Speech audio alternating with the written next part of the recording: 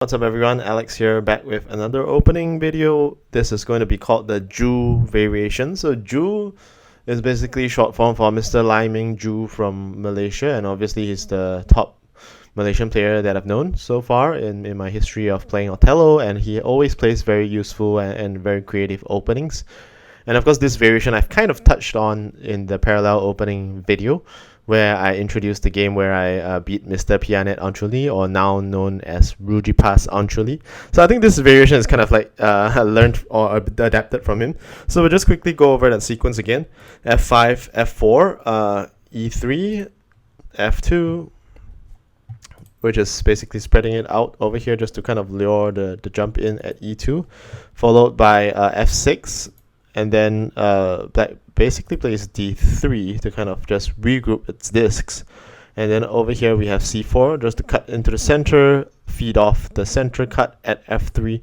And then basically you play E1 to kind of control the center. So it's kind of like a mini checkerboard whereby you're controlling this horizontal row 4, column E, and also this kind of mini diagonal between D2 and G5. So there isn't a really nice way for black to kind of cut out immediately. And the tendency is usually when we teach Othello, especially edge play, we don't want to kind of give up edge play at the edge so quickly, even though this is kind of feeding off an unbalanced edge, and this feeds off kind of like a balanceable edge across.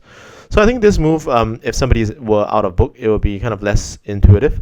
So I think this the special thing about this variation is that it's generally quite easy for white to kind of follow up, and black just kind of jumps in the best move, cuts into the center, and white. And then this one, I would say, probably takes a little bit more skill for black to kind of just spread out, because considering that black doesn't have one more disc to kind of gain tempo, and it allows white to jump into the center. So it could be a bit more challenging. But basically that's how the variation goes, and it's not actually too bad an opening. Like for this move, it's fairly loud, flipping 3 discs, 2 different directions.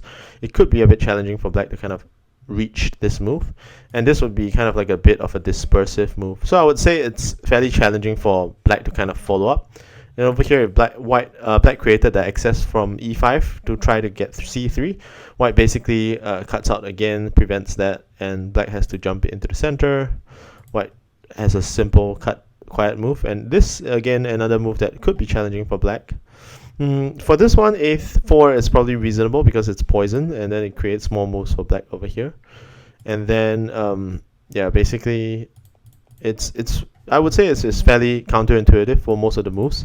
So it could be a variation that you could use, and also it could be useful that if black doesn't play here and plays G5, you can actually play a regroup move to C3, and suddenly you are the one who is actually leading the game. So if you were to play along this line, the game would tend towards a very edge play prone shape for white. So I think the parallel opening does have its merits in terms of providing a surprise factor, but at the same time, in a slow game, it would be a huge risk to kind of play this, even though it gives you quite a bit of surprise factor against your opponent. So you can see that edge is also fairly captured early for this playout and this variation.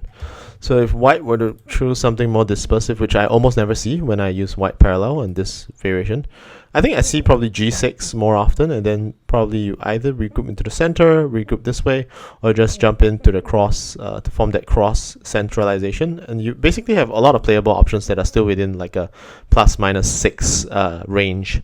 So I would say that this variation is probably somewhat playable, even though by now many people might know it. But yeah, it's still within a playable range that you can probably try to kind of give that handicap to your opponent and chase back the advantage. So yeah, thank you very much for joining me, and I hope you like this variation. And obviously thank you very much Mr. Lai Ming Ju for playing this variation against me in the past years, and I used it quite successfully in some of my games. So thank you very much, and I'll see you at the next episode. Goodbye.